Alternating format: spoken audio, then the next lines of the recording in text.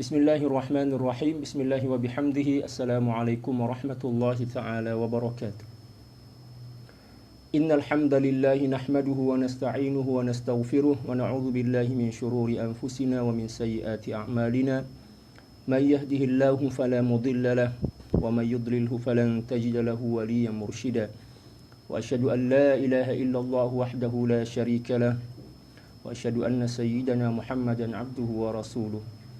Allahumma ighfir li ummati sayyidina Muhammadin sallallahu alaihi wasallam wa aslih ummata sayyidina Muhammadin sallallahu alaihi wasallam wa farrij an ummati sayyidina Muhammadin sallallahu alaihi wasallam warham ummata sayyidina Muhammadin sallallahu alaihi wasallam wa alif baina qulubi ummati sayyidina Muhammadin sallallahu alaihi wasallam lima tuhibbu wa tardah waftah lana futuhal arifin bik bihaqqi sayyidina Muhammadin sallallahu alaihi wasallam.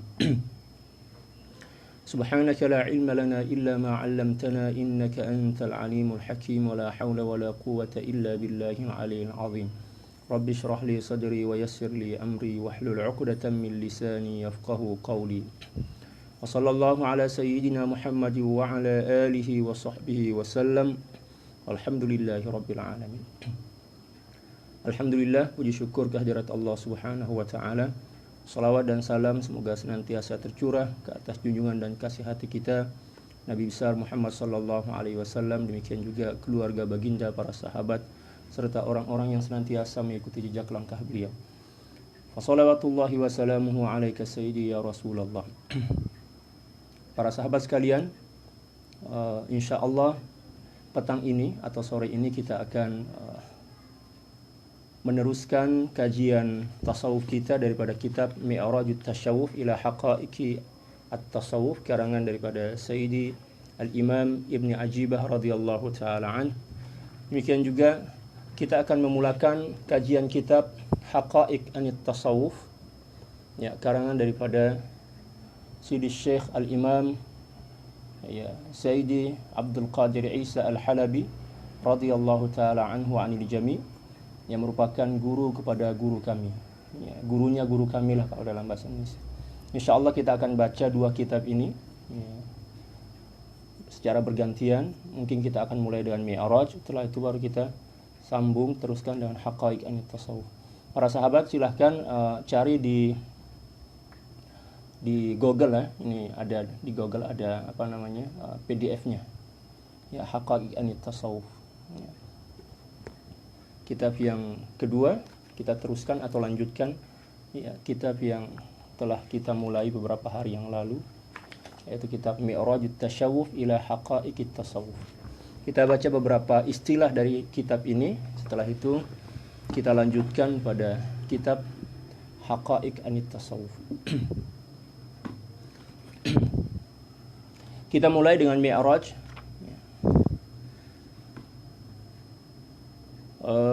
Sore ini kita akan melanjutkan, ya, halaman 43 dari kitab, ya, kitab Arabnya. Kita menggunakan kitab Arab. Qala radhiyallahu ta'ala anhu wa nafa'ana Allahu bi'ulumihi wa 'ulumi syuyukhihi wa syuyukhina wa jami'i awliya'illahi shalihin fid dharain Allahumma amin. Nah, istilah selanjutnya adalah ilmul yaqin wa 'ainul yaqin wa haqqul yaqin. Qala radhiyallahu ta'ala an ilmul yaqin wa 'ainul yaqin wa haqqul yaqin. Ilmul yaqin ma kana nashi'an 'anil burhan wa 'ainul yaqin ma nasha'a 'anil kashf wa haqqul yaqin ma nasha'a 'anil syuhud wal 'ayan wal 'iyan. Fa ilmul yaqin li arbabil 'uquli min ahli al-iman wa 'ainul yaqin li arbabil al-wijdan min ahli al-istishraf 'ala al-'ayan 'ala al-'iyan. وحق اليقين لأهل الرسوخ والتمكين في مقام الإحسان. فمثال ذلك كمن سمع بمكة مثلا ولم يرها فعنده علم اليقين بوجودها، فإذا استشرف عليها ورآها ولم يدخلها فعنده علم اليقين، فإذا دخلها وعرف طرقها وأماكنها فهذا عنده حق اليقين. وكان الناس في معرفة الحق تعالى متفاوتون فأهل الحجاب استدلوا حتى حصل لهم العلم اليقيني biwujudil haqq wa ahlus sayri minal muridin al mustashrifina 'ala al fana fi dzati hasala lahum 'ainul yaqini hatta ashraqat 'alaihim anwarul ma'ani wa ghabat 'alaihim dhilalul awani ghayra annahum baquna fi dihsyatil al fana lam yatamakkanu min dawami syuhudil haqq فإذا تمكنوا من دوام شهوده ورسخت أقدامهم في معرفته حصل لهم حق اليقين وهذا نهاية النعمة وغاية السعادة جعلنا الله منهم بمنه وكرمه. Istilah selanjutnya yang akan kita bahas ialah istilah yang sudah sering kita dengar, ya, ainul yaqin. Ilmu yakin yang pertama, yang kedua adalah ainul yakin, manakala yang ketiga adalah hakul yakin. Apa maksud daripada istilah-istilah ini? Kata beliau, ilmu yakin ialah keyakinan kepada Allah Subhanahu wa taala yang bersumber dari dalil atau hujjah. Ya. Itu diistilahkan dengan ilmu yakin, yaitu seseorang yang meyakini kewujudan Allah Subhanahu wa taala dari golongan orang-orang beriman, ya, melalui istidlal, ya, melalui dalil, ya, baik dalil Al-Quran maupun hadis. Mereka baca dalil, ya. Keyakinan mereka hanya sebatas akal saja, karena mereka hanya bersandar kepada dalil, ya, baik daripada Al-Quran maupun hadis. Ini tingkatan yang pertama, ya, ilmu yakin. Ainul yakin ialah keyakinan yang terlahir atau keyakinan yang bersumber dari kasyf, ya, tersingkapnya hijab kerohanian. Manakala hakul yakin ialah, ya, ilmu atau keyakinan yang terpancar dari penyaksian dan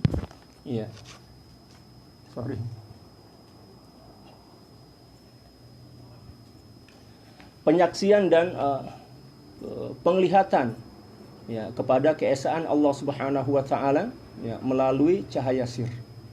Nah, itulah perbezaan antara ilmu yakin, ya, ainul yakin dan hakul yakin.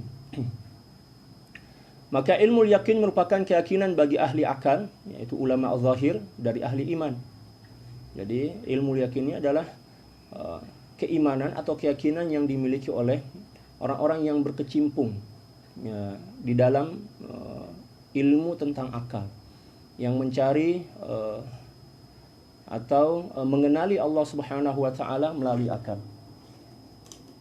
Tunggu dulu ya, diperbaiki dulu.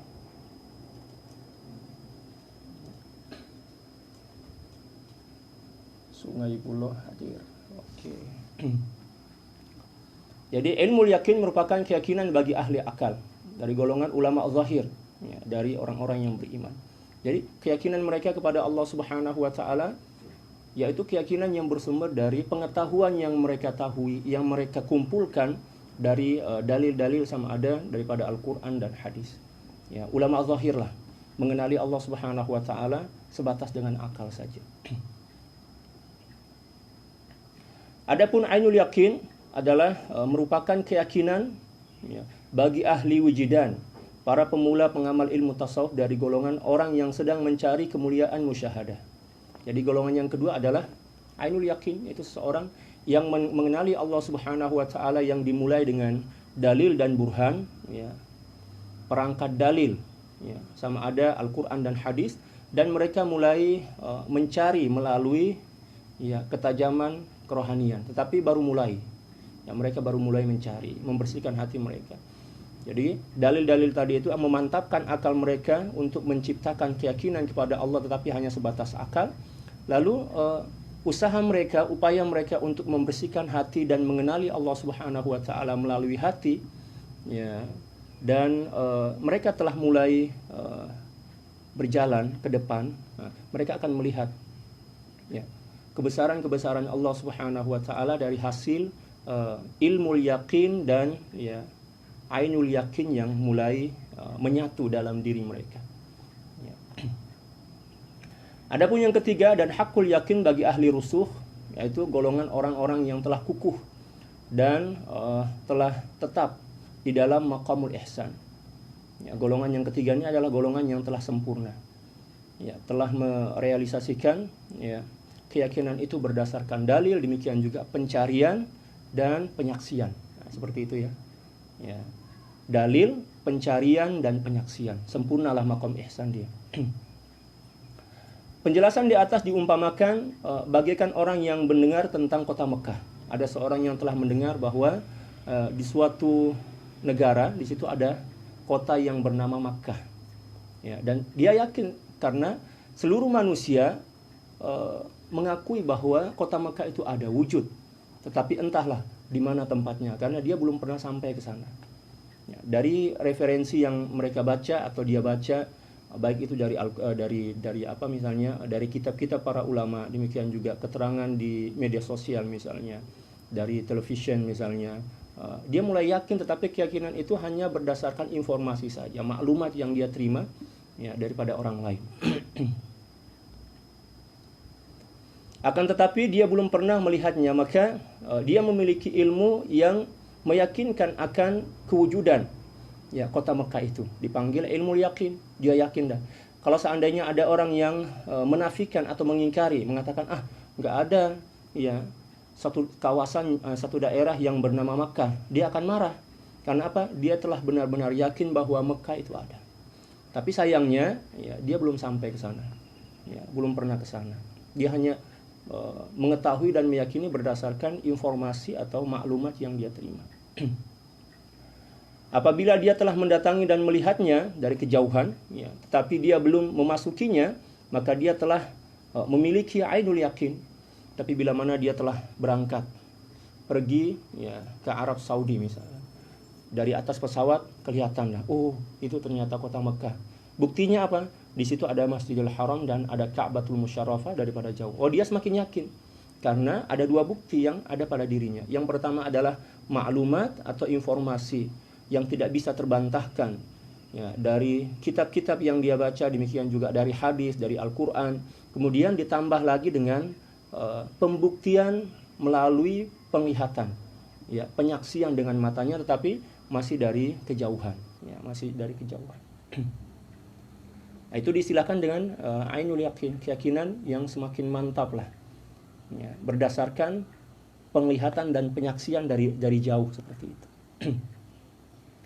Ketika ia telah memasukinya dan telah mengenal jalan dan kawasan-kawasan yang ada di dalamnya, dia tahu Aziziyah di mana, demikian juga hotel Sofwah di mana letaknya, demikian juga Mekah itu pada sebagai poros bumi ada di mana, demikian juga dia dia mengetahui jalan-jalan yang ada di situ, ya, nama jalan yang ada di situ. Maka bermakna bahwa dia telah memiliki hakul yakin karena telah menyatu, telah berada di dalam kota Mekah. Ya. Itulah keyakinan yang sempurna. Demikian juga dengan manusia dalam mengenali Allah Subhanahu wa taala, berbeza-beza dan mempunyai peringkat-peringkat yang tak sama antara golongan yang pertama, golongan yang kedua dan golongan yang ketiga. Orang yang masih terhijab ya, akan kebenaran berusaha mencari-cari petunjuk atau hujjah sehingga ilmu yakin sampai kepada mereka tentang kebenaran al-haq. Seorang yang mencari kewujudan Allah Subhanahu wa taala atau mengenali kewujudan Allah Subhanahu wa taala melalui akal, ya, dengan perangkat-perangkat hujjah ya, atau dalil dari Al-Qur'an dan hadis. Ketika hujjah atau dalil itu mampu menciptakan keyakinan dalam akalnya, itu bermakna dia telah memiliki ilmu yakin tentang kewujudan Allah Subhanahu wa taala. Golongan yang pertama. Yang kedua, ahli sair, yang sedang mendekat dan mencari kebenaran. Seseorang yang baru memulai perjalanan kerohanian, mencari Allah Subhanahu wa taala melalui perangkat dalil di akal dan pembersihan jiwa ya dalam dirinya. Dia mulai membersihkan hatinya, demikian juga memperbanyak zikir kepada Allah Subhanahu wa taala, demikian juga memperbanyak tafakkur, ya, melakukan mujahadah, melawan hawa nafsunya. Maka ketika dia berjalan, keyakinan itu, pancaran keyakinan atau cahaya keyakinan itu akan semakin bertambah.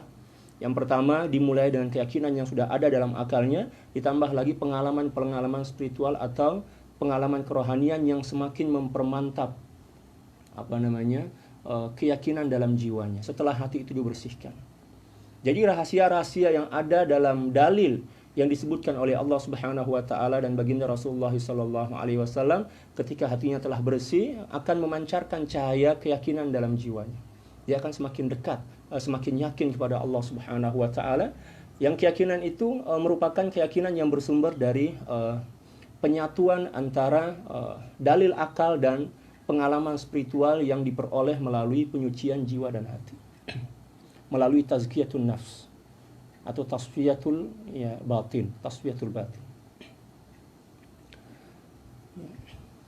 Dari golongan murid yang menginginkan al-fana, melepaskan segala unsur duniawi dengan menyaksikan keesaan Allah Subhanahu wa taala.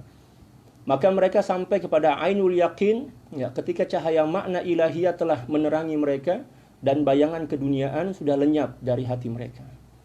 Jadi ainul yakin itu akan mulai menampakkan cahayanya dalam jiwa ketika mana hijab-hijab yang ada dalam hati kita itu telah kita tepis, kita telah tepikan, kita telah hancurkan melalui proses mujahadah.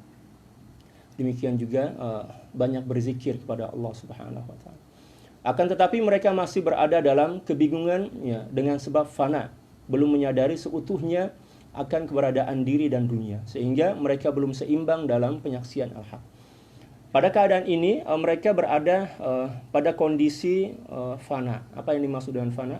Fana adalah satu istilah yang telah dijelaskan oleh para ulama dalam kitab-kitab tasawuf, seperti, dan saya sudah menjelaskan pada pertemuan sebelum ini. Fana adalah suatu keadaan di mana seorang hamba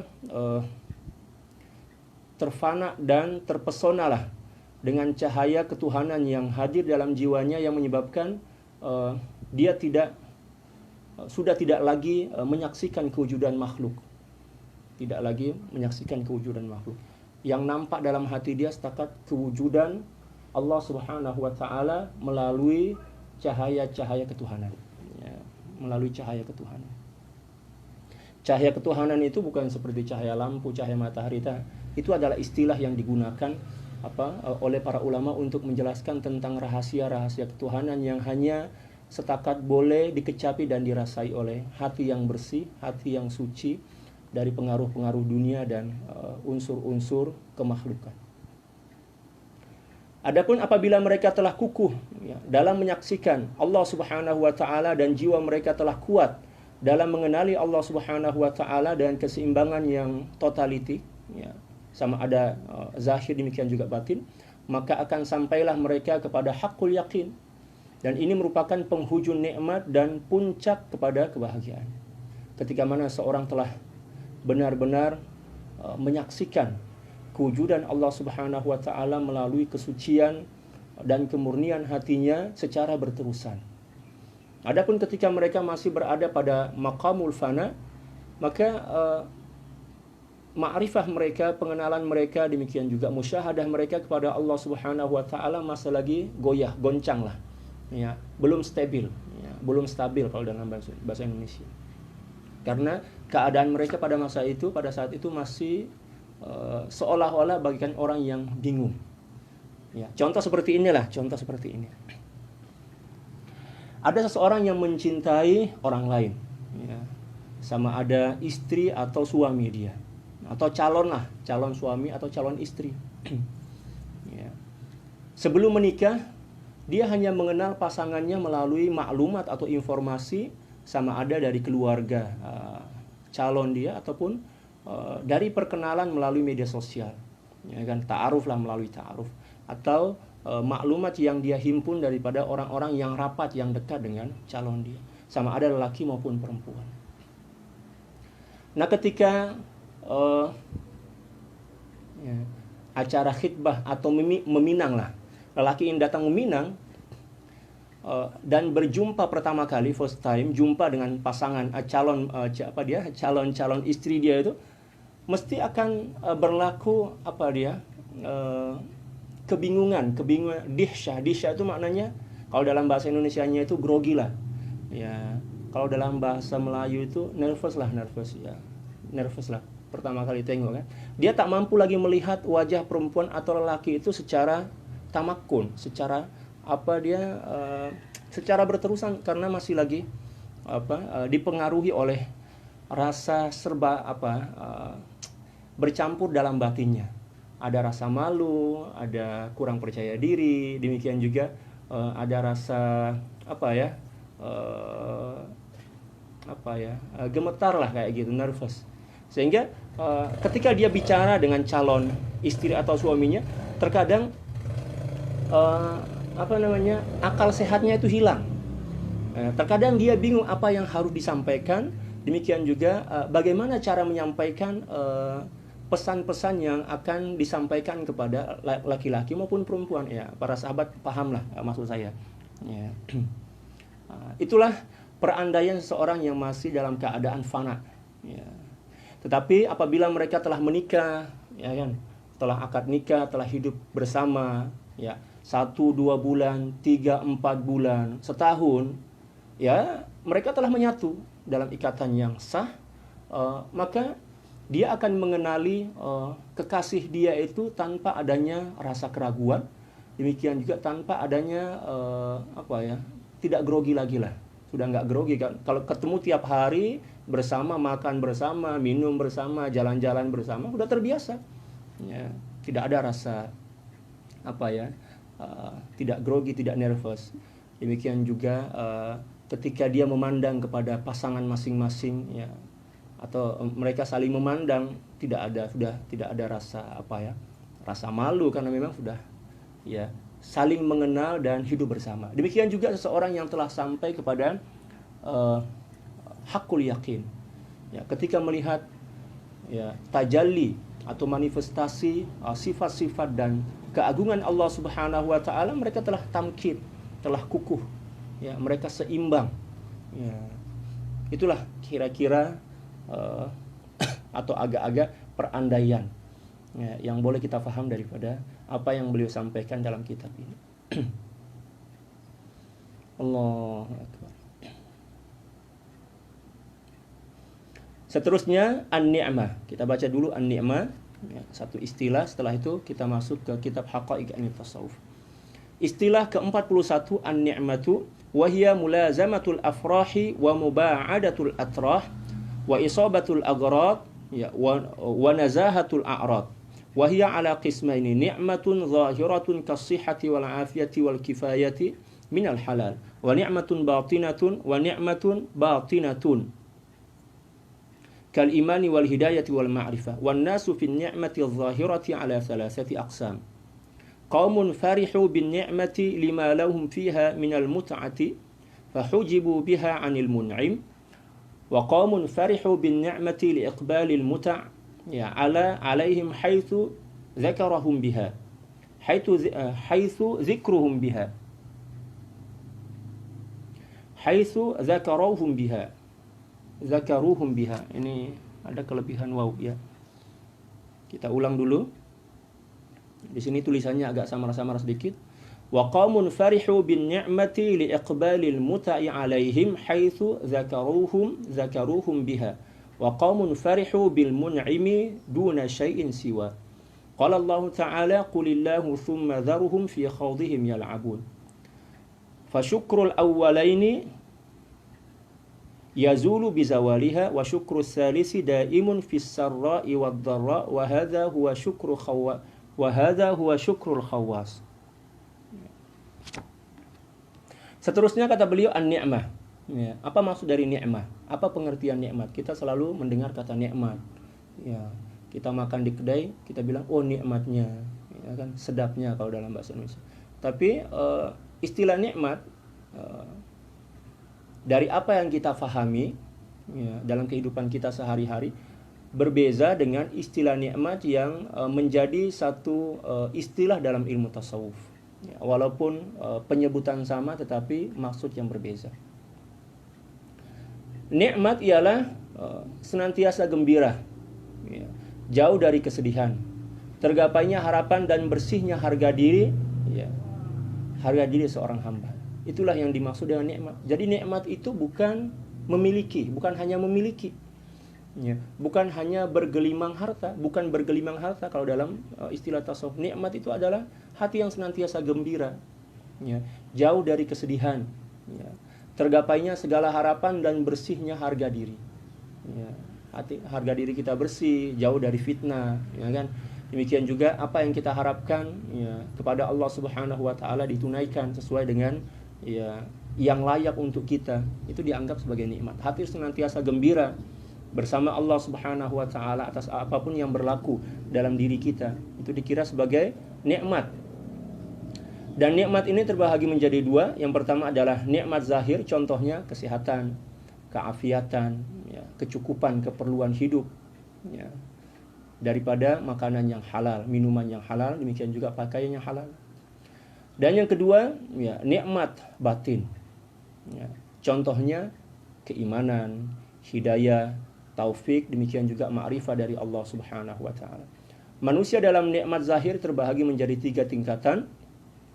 Tingkatan yang pertama adalah golongan orang-orang yang gembira dengan nikmat dan segala kesenangan di dalamnya. Ya, kemudian mereka terhijab, ya, lupa dari zat Allah Subhanahu wa taala sebagai Tuhan sang pemberi nikmat. Nah, inilah nikmat nikmat yang ada pada golongan orang awam. Ya, nikmat itulah, kesenangan itulah yang menjadi hijab di dalam hati mereka sehingga mereka terlena dalam kegembiraan bersama nikmat dan lupa kepada Al-Mun'im, zat Allah Subhanahu wa taala yang memberikan nikmat. Allahu Akbar. Kita dibagi kereta, kita asyik ya tengok kereta tuh, sibuk jalan kereta. Ya, apatah lagi kereta mahal kan. Ya. Pagi-pagi kita dah pikir dah, oh saya kena basuh kereta ini. Tak boleh sedikit pun debu ya melekat pada kereta itu. Pagi-pagi kita bersihkan. Ya, demikian juga kita makan. Ya. Yang kita ketika mana hidangan sedang ya, berada di hadapan kita, tengok, oh ini sedap nih, ini nikmat, enaklah seperti dalam bahasa Indonesia. Ya, pikiran kita hanya tertuju ya kepada apa yang ada di hadapan kita dan menyebabkan kita lupa kepada Allah. Maka ketika kita mendapatkan nikmat dan terhijab dari Allah Subhanahu wa taala oleh nikmat, ya, maka itu dianggap sebagai ya suatu kebodohan lah, suatu kejahilan. Orang awam seperti itu. Dalam respon datangnya nikmat, ada orang yang terpaku ya dengan kelezatan nikmat dan lupa kepada Allah Subhanahu wa taala. Malah bahkan semakin banyaknya nikmat itu menyebabkan mereka semakin lalai dan jauh dari Allah. Nauzubillah tsumma nauzubillah. Golongan yang kedua yaitu orang-orang yang gembira dengan nikmat yang diberikan oleh Allah Subhanahu wa taala beserta kesenangan yang ada di dalamnya karena merasa itu adalah pemberian Allah Subhanahu wa taala yang mana mereka ini telah disebut oleh Allah Subhanahu wa taala dalam firman-Nya. Mananya orang-orang yang orang-orang yang memang telah berhak untuk mendapatkan nikmat itu dan mereka melihat menyaksikan kewujudan Allah Subhanahu wa taala melalui nikmat. Ya, mereka masih lagi mampu bersyukur walaupun zahir daripada nikmat itu masih terkadang-kadang masih melintas dan menghijab diri mereka. Tetapi alhamdulillah dia orang golongan ini telah pun mampu mengenali Allah Subhanahu wa taala melalui nikmat itu, akan tetapi masih lagi terhijab. Ya, terkadang terhijab lah. Terkadang dia lupa kepada Allah, terkadang dia ingat ketika mana dia melihat nikmat itu, mula-mula dia ingat, oh Allah yang bagi nih. Ya, tapi bila mana dia telah mendekat kepada nikmat itu, mula dia lupa kepada Allah. Ini golongan kedua dalam merespon nikmat Allah Subhanahu wa taala. Adapun golongan yang ketiga yaitu mereka yang bergembira bersama zat Allah Subhanahu wa taala tanpa melihat ya selainnya. Ini golongan yang ketiga. Ya, walaupun nikmat sebesar apapun di hadapan dia, dia tak nampak dah nikmat itu. Tetapi yang nampak adalah zat yang memberi nikmat, yaitu Allah Subhanahu wa taala. Tak terhijab dah oleh nikmat yang ada di hadapannya. Allah Subhanahu wa taala berfirman, "Qulillahu tsumma dzarhum fi khawdihim yal'abun." Katakanlah Allah, kemudian biarkanlah mereka bermain-main dalam kesesatan. Nah, inilah golongan orang-orang yang telah sempurna ma'rifahnya kepada Allah Subhanahu wa taala. Ya, rasa gembira mereka bersama Allah Subhanahu wa taala bukan disebabkan karena adanya nikmat, ya, karena mereka sudah tidak memandang kepada nikmat. Ya, mereka senantiasa fokus kepada Allah Subhanahu wa taala. Mustahil kita boleh mengingat Allah Subhanahu wa taala dan pada masa yang bersamaan kita mengingat makhluk. Ya. Ketika mana kita mengingat Allah, ingat kepada Allah, tapi setelah itu kita mengingat makhluk, setelah itu kita mengingat Allah kembali, maknanya kita ya masih dalam keadaan yang tidak stabil. Walaupun kita telah bersyukur kepada Allah Subhanahu wa taala atas nikmat yang nampak di hadapan kita, akan tetapi itu belum dikira sebagai suatu kesempurnaan. Tapi bila mana seorang meneruskan zikirnya, meneruskan ibadahnya kepada Allah Subhanahu wa taala, dan ketika hati itu telah terpaku senantiasa bersama Allah Subhanahu wa taala, dan nikmat yang datang kepada dirinya silih berganti tidak mampu mencuri perhatian dan ingatannya daripada Allah Subhanahu wa taala, barulah seorang itu dikira sebagai seorang yang mendapatkan anugerah keteguhan musyahadah kepada Allah Subhanahu wa taala, dengan adanya bukti yang mana dia tidak terkesan oleh kewujudan nikmat yang ada di hadapannya. Demikian juga kewujudan musibah, arti dia tak terkesan oleh kewujudan nikmat maupun musibah. Itulah para arifin, para aulia dari golongan khas. Maka kesyukuran dari golongan pertama dan kedua akan hilang ya, dengan hilangnya nikmat. Ya, sebab kesyukuran dia itu masih lagi bergantung kepada kewujudan nikmat. Ya kan? Manakala kesyukuran golongan ketiga kekal saat senang maupun susah, dan inilah dia kesyukuran ya golongan khawas. Allahu Akbar. Kita senantiasa bersyukur ya, sama ada nikmat itu wujud kita wujud ya, sebab yang nampak bukan kewujudan nikmat ataupun tidak wujudnya nikmat, akan tapi yang nampak adalah zat yang senantiasa ada, dan dialah ya yang mengatur segala-galanya, dialah yang memberi ataupun tidak memberi nikmat. Ya, wallahu a'lam bishawab. Ya, untuk mi'rajut tasyawuf kita cukupkan ya, 2 istilah aja. Ya, seterusnya adalah al-firasah. Firasat, apa maksud daripada firasat dalam ilmu tasawuf?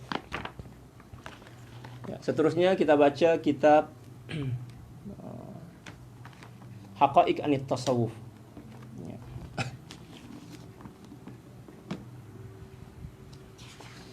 Kitab Haqa'iq Anit Tasawuf merupakan kitab yang dikarang oleh Sidi Syekh Al-Imam Abdul Qadir Isa Al-Halabi radhiyallahu ta'ala anhu, wa nafa'ana Allahu bi'ulumihi wa ulumi syuyukhihi wa syuyukhina wa jami' awliya'illahi salihin fid dharain, yang menjelaskan dan menerangkan tentang tasawuf ya dengan lengkap, yang dimulai dengan asas sampai kepada ya peringkat terhujung daripada ilmu tasawuf ini. Dan beliau juga menjelaskan tentang manhaj ya dalam mengamalkan tasawuf. Beliau bukan setakat menjelaskan tentang ilmu tasawuf sahaja, akan tetapi beliau juga menjelaskan tentang manhaj ya amali ya kepada ilmu tasawuf. Ya. Kita tak cukup setakat memahami tasawuf ya, akan tetapi kita kena faham juga tentang metode atau manhaj ya dalam mengamalkan ilmu tasawuf. Oke, kita mulai dari muqaddimah. Kitab ini cukup tebal ya. Tadi saya tengok ya, jumlah muka surat dia kalau tak silap 566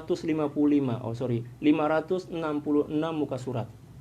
Ya, sekali dengan daftar isilah. Ya.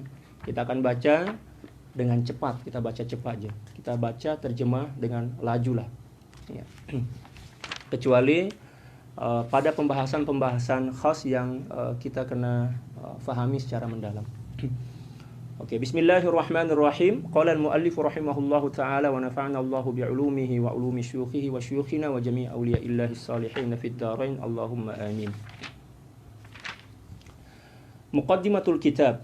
Nahmaduka Allahumma an waffaqtana sawa'as sabil fa anta ni'mal maula wa ni'man nasir, wa nusalli wa nusallimu ala habibika al-a'zamil mab'uuthi rahmatan lil alamin wa munqidhan lil insaniyati wa hadiyan lil bashariyati Sayyidina Muhammadin sallallahu alaihi wasallam, al-qudwatil muthla wal uswatil hasanah, wa ala alihi wa ashabihi alladhina zakku anfusahum fa aflahu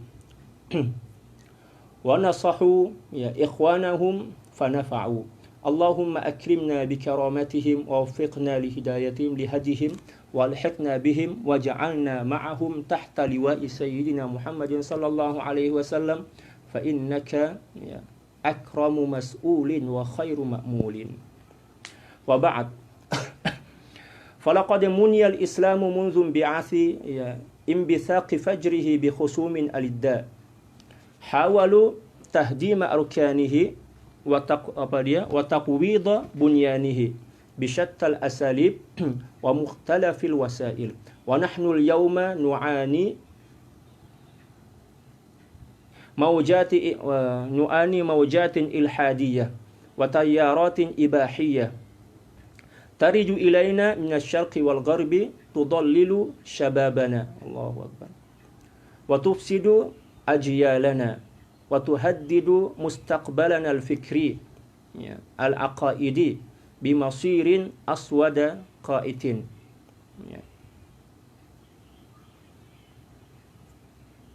Wa tanzuru ummatana bi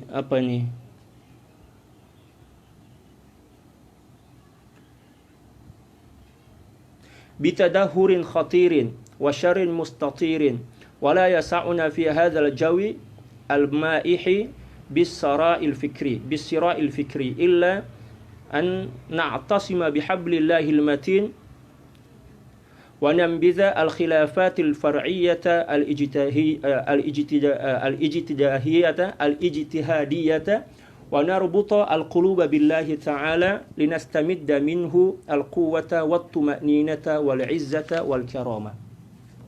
Wa idza kanat muhimmatu du'ati al-islam al-mukhlisina ay yu'idu li hadha ad-din ruhahu wa ay yaftahu lahu maghalik al-qulub fama qasada as-sufiyyatu fi kulli 'asrin wa zamanin illa al-'audata bil muslimina ila dhilalil unsi billahi ta'ala wa na'imi munajatihi wa sa'adati qurbihi bi irja'i ruhaniyati al-islam ilayhi. Wa idza kana khusumul islami qad 'amilu 'ala tashwihi ma'alimihi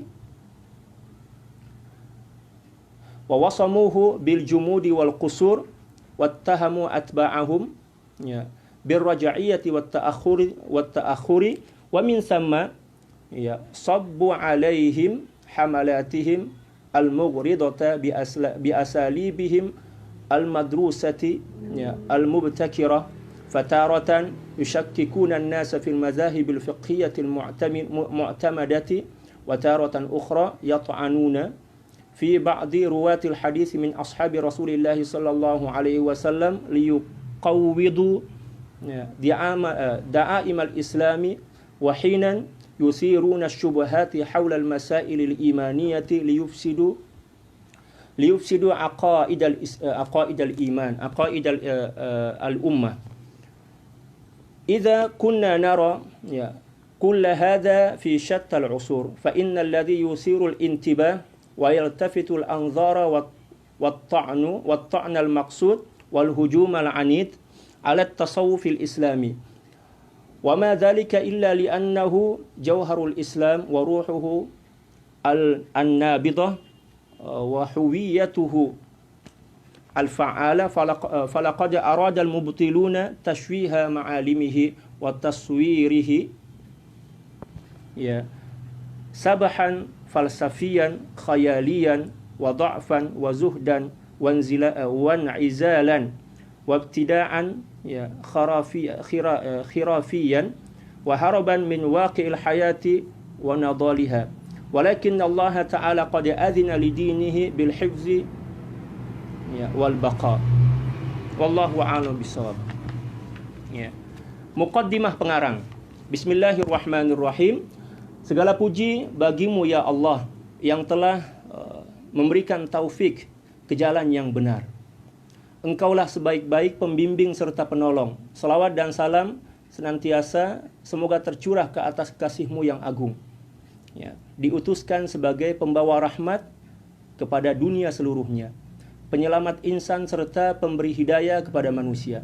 Junjungan kami Nabi besar Sayyidina Muhammadin sallallahu alaihi wasallam yang merupakan contoh ikutan yang misali, yang ideal lah kalau dalam bahasa Indonesia, uswatun hasanah, ya, contoh yang ideal. Juga demikian kepada ahli keluarga baginda serta sahabat-sahabat baginda yang telah menyucikan jiwa, lalu mereka berjaya dan memberikan nasihat kepada saudara-saudaranya, saudara-saudara mereka, lalu mereka mendapatkan manfaat. Dan ini merupakan sunnah atau kebiasaan baik daripada para sahabat. Ya. Mereka tidak hanya ingin menikmati ilmu itu seorang diri, tetapi mereka ya, berkongsilah, ya, menyampaikan kepada orang lain. Ya. Kita tidak boleh menyembunyikan kebenaran. Apabila kita telah meyakini suatu kebenaran dengan seyakin-yakinnya dan kita telah mengamalkan dengan cara yang baik, maka kita diwajibkan untuk mengajarkannya kepada orang lain. Ya, kita tak boleh ego lah dengan apa yang ada pada diri kita. Jangan mementingkan diri sendiri. Wahai Tuhan kami, muliakanlah kami dengan kemuliaan mereka. Ya Allah, ini salah satu cara bertawassul, ya, untuk mendapatkan kemuliaan, ya, yang ada pada diri baginda Rasulullah SAW. Demikian juga ahli bait beliau dan juga dari para sahabat. Maka kita memohon kepada Allah Subhanahu wa taala, berwasilah dengan kemuliaan, memohon kemuliaan daripada Allah Subhanahu wa taala dengan bertawassul melalui kemuliaan-kemuliaan yang telah pun Allah Subhanahu wa taala anugerahkan ke atas mereka. Dan jadikanlah kami orang yang mengikuti mereka, serta himpunkanlah kami bersama mereka di bawah bendera penghulu kami, yaitu Sayyidina Muhammadin sallallahu alaihi wasallam. Sesungguhnya engkaulah yang paling pemurah dan engkaulah sebaik-baik tempat berharap. Ya. Allahu Akbar. Sesungguhnya semenjak terpancarnya fajar Islam, ia telah diuji dengan berbagai permusuhan yang sememangnya tidak diinginkan kebenarannya. Ya. Tidak diinginkan kebenaran, tidak menginginkan kebenaran. Jadi semenjak Islam itu zahir di muka bumi ini dibawa oleh baginda Rasulullah sallallahu alaihi wasallam, semenjak itulah Islam senantiasa dimusuhi tanpa alasan yang jelas, ya kan? Ya, dimusuhi tanpa alasan yang jelas. Sebab memang menjadi sunnatullah, di mana ada kebaikan mesti di situ ada keburukan, di mana ada cahaya mesti di situ ada kegelapan. Sebab cahaya itu tidak akan boleh nampak kecuali melalui kegelapan. Demikian juga kebenaran itu tidak akan nampak kecuali adanya lawanan atau adanya pembanding, yaitu kebatilan. Oleh karena itu, jangan pernah bercita-cita untuk tinggal di suatu tempat yang mana setakat kebenaran sahaja yang ada di situ. Itu mustahil. Itu mustahil. Ya. Di mana ada kebenaran, maka di situ ada kebatilan. Di mana ada cahaya, di situ ada ada kegelapan. Dan itu telah menjadi ketetapan Allah Subhanahu wa taala, seperti mana Allah Subhanahu wa taala berfirman dalam Al-Qur'an, wa kadzalika ja'alna fi kulli qaryatin akabira mujrimiha liyamkuru fiha. Itu menjadi ketetapan Allah, dan telah menjadi ketetapan Allah Subhanahu wa taala menjadikan bagi setiap tempat orang-orang jahat yang senantiasa melakukan kejahatan, tujuannya untuk menzahirkan kebenaran yang ada di situ. Jadi sesuatu itu akan nampak bila mana ada pembanding dia, ada bandingan, ada lawanan dia. Contoh misal, gelap ya dengan terang. Ya. Terang ini boleh nampak bila mana ada gelap. Ya kan? Contoh misal kita letak satu lampu. Kalau kita letak di tengah sengatan matahari yang panas tuh, ya, matahari yang nampak lah, matahari yang cerah, cahaya lampu itu tak akan nampak lah. Ya, tak akan nampak. Ya, sebab apa? Dikalahkan oleh cahaya matahari. Tapi bila mana pelita itu kita letak di tempat yang gelap, maka barulah cahaya daripada pelita itu boleh nampak. Demikian juga kebenaran yang ada pada diri seseorang. Kebenaran itu akan nampak bila mana dinampakkan. Ada sesuatu yang menampakkannya, yaitu kegelapan. Ya. Demikian juga kegelapan akan nampak bila mana ada cahaya. Itu adalah merupakan ketetapan Allah Subhanahu wa taala yang ya, memang telah semula jadilah seperti itu.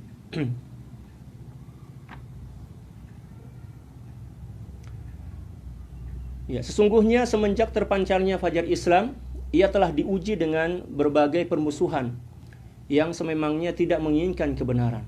ya, telah diuji oleh berbagai macam ya, permusuhan. Ya. Mereka coba meranapkan rukun-rukun Islam serta menghancur geluluhkan binaannya melalui berbagai bentuk dan cara. Mereka mencoba untuk menghancurkan Islam dengan cara apapun juga. Ya. Sama ada dengan cara yang keras, cara kekerasan, maupun dengan cara yang lemah lembut. Ya. Pujukan. Baginda Rasulullah SAW kan pernah dipujuk lah kan. Ya.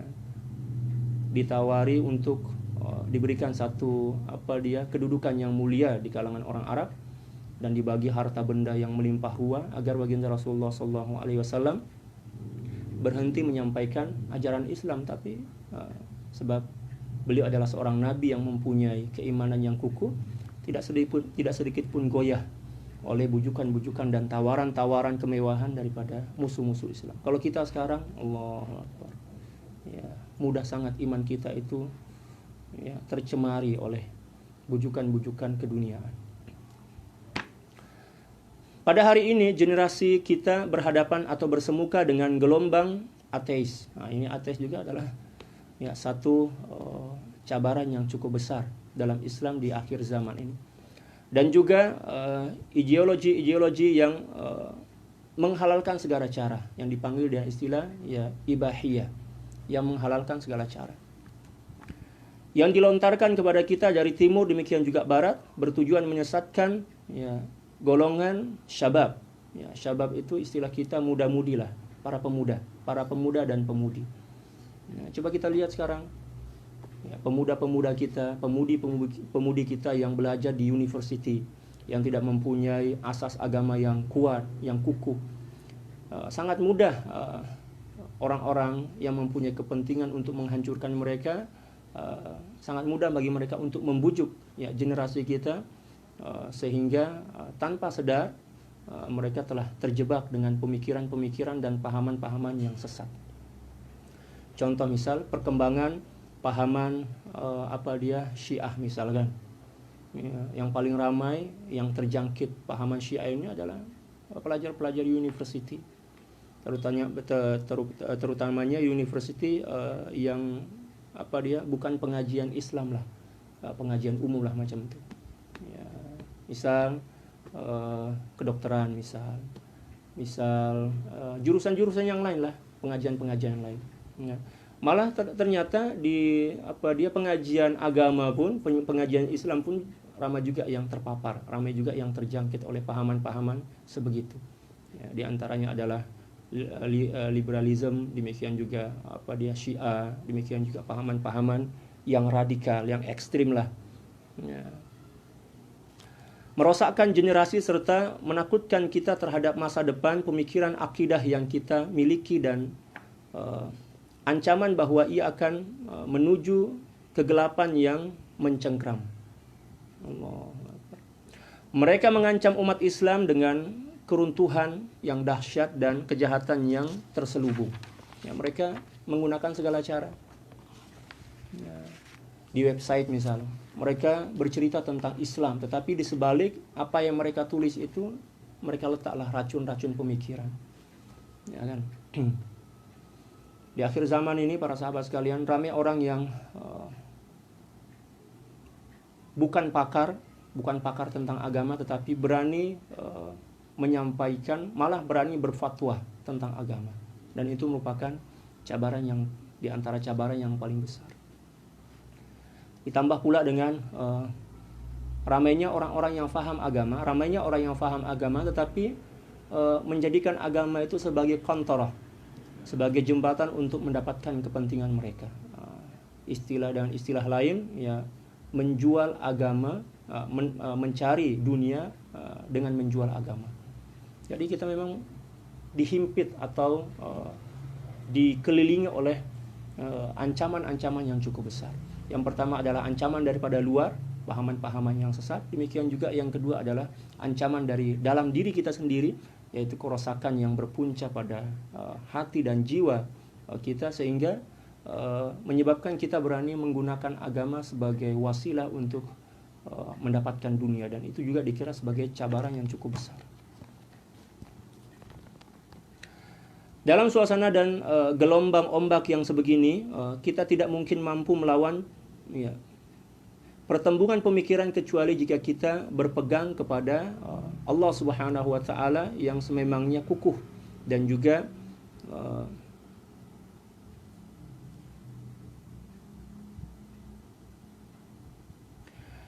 tanpa terlalu mementingkan khilaf ya, di dalam perkara furu' yang merupakan ijtihad, serta hendaklah kita mengikat hubungan hati dengan Allah Subhanahu wa taala.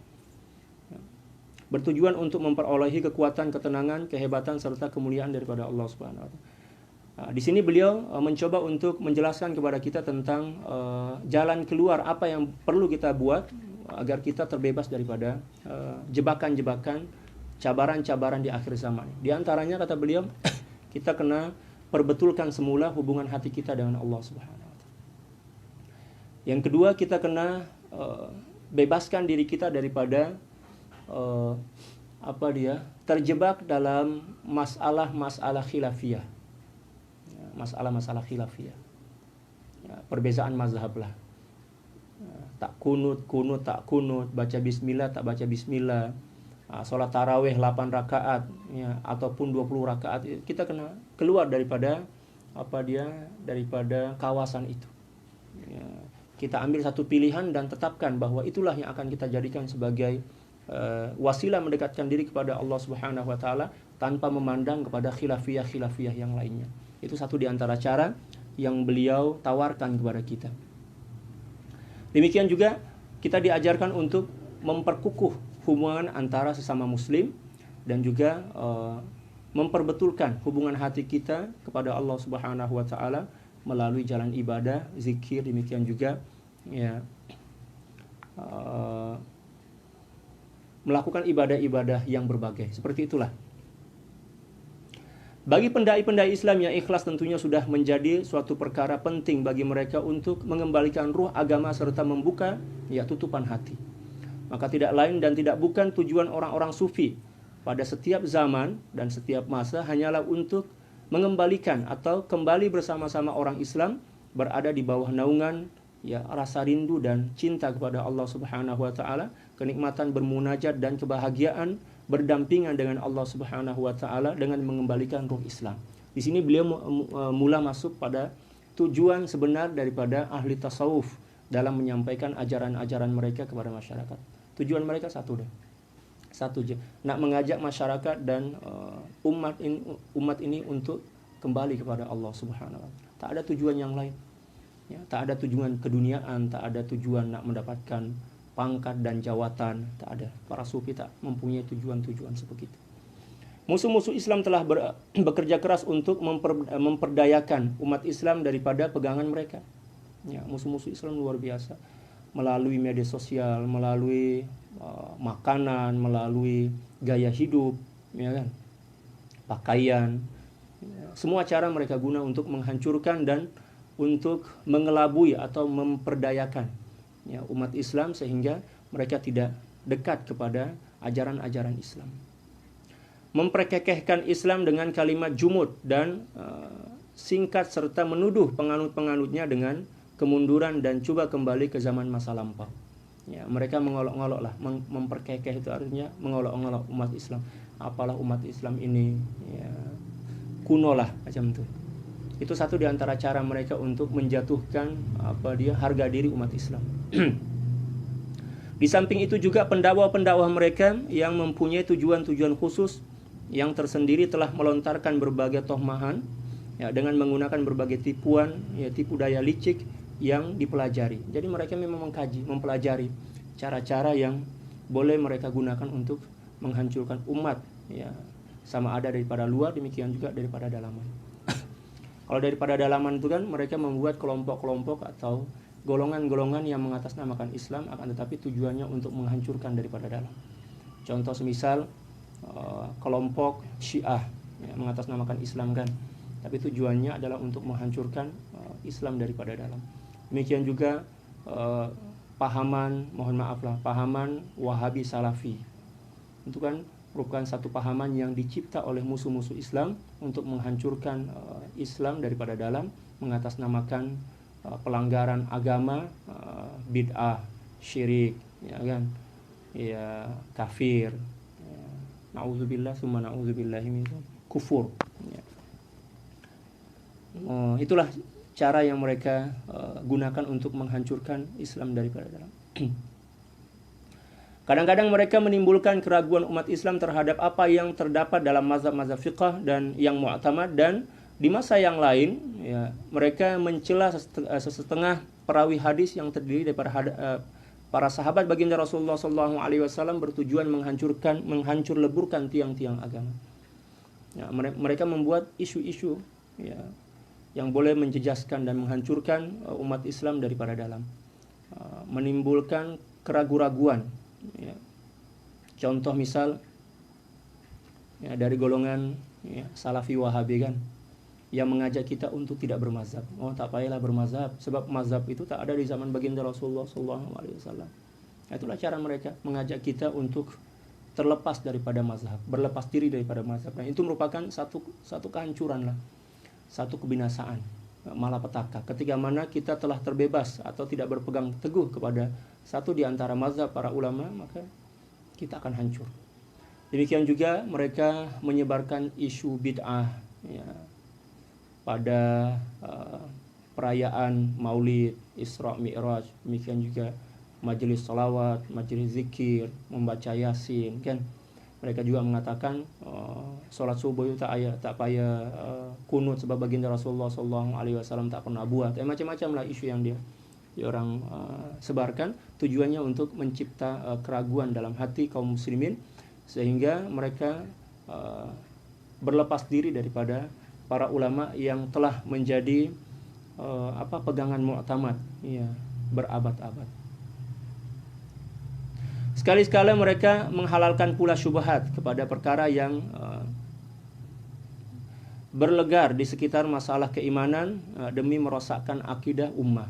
Nah, satu di antara apa yang diorang buat itu adalah membuat satu kaedah akidah yang dipanggil dengan akidah 3 lah, istilah kita kan, akidah 3 ya, akidah 3, dan mengatakan bahwa manhaj atau kaedah akidah Asy'ariyah dan Maturidiyah yang menggunakan kaedah sifat 20 itu dikira sebagai kaedah yang bercanggah dengan syariat, bercanggah dengan Islam ya, dan mengatakan bahwa akidah sebegitu adalah akidah yang tidak sesuai dan apa yang telah dibawa oleh baginda Rasulullah SAW. Lalu mereka menawarkan satu kaedah akidah yang baru yang diasas dan dicipta oleh Ibnu Taimiyah. Rububiyah, ya, uluhiyah itu kan yang selalu kita dengar ramai lah ya, ustaz-ustaz kita sama ada di Indonesia dan Malaysia yang mempunyai pahaman seperti itu. Kita semua telah melihat dan tahu bahwa semua perkara ini telah berlaku ya, di sepanjang zaman. Maka perkara yang perlu disedari dan diberi perhatian ialah celaan yang dimaksudkan tadi serta tikaman yang mendalam ke atas ilmu tasawuf. Nah, ini yang perlu kita fokuskan. Ya. Perkara tersebut tidak lain kecuali semata-mata karena ia merupakan permata Islam. Ya, tasawuf ini adalah permata Islam. Dan mereka fokus untuk menghancurkan tasawuf ini daripada dalam dengan mencipta isu-isu yang tidak benar. Ya, mereka menganggap bahwa tasawuf ini bukan ajaran Islam, tetapi ianya adalah merupakan ajaran Hindu-Buddha misalkan. Demikian juga mereka mengatakan bahwa tasawuf ini tidak pernah dikenali di zaman baginda Rasulullah SAW. Perkara tersebut tidak lain kecuali semata-mata karena ia merupakan permata Islam, roh serta kehidupan yang menggerakkannya. Ya, tasawuf itu adalah ruh daripada Islam. Sesungguhnya golongan sesat ini ingin memperdaya dan memesongkan umat Islam terhadap pegangan mereka melalui gambaran ya, peredaran falsafah khayaliyah ya, membelakangi dunia ya, menjauhkan diri daripada manusia, melakukan bid'ah serta lemah dan lari daripada realiti kehidupan. Mereka menganggap bahwa golongan ahli tasawuf ini adalah golongan yang ya, terpengaruh oleh ilmu filsafat atau ilmu falsafah. Demikian juga banyak mengamalkan ajaran-ajaran bid'ah yang tidak pernah diajarkan oleh baginda Rasulullah SAW. Akan tetapi Allah Subhanahu wa taala telah menjamin penjagaan dan pengekalan terhadap agamanya, lalu dihancurkan tulisan-tulisan mereka dan dakwaan mereka di bawah angin. Ya, angin lalu dan tasawuf tetap kekal, ya, sebagai menara obor ahli suluk menuju kepada Allah Subhanahu wa taala. Juga sebagai metodologi ya positif lagi membina untuk menyebarkan Islam dan menguatkan binaannya. Jadi semenjak dahulu dah ramai dah orang yang menulis kitab ya untuk menghancurkan tasawuf daripada dalam. Tetapi seiring berlalunya zaman, kitab itu hilang. Kitab itu hilang tanpa jejak. Tak tahulah kitab-kitab itu hilang ke mana. Contoh misalnya pahaman-pahaman Jabariyah. Dulu mereka ada kitab.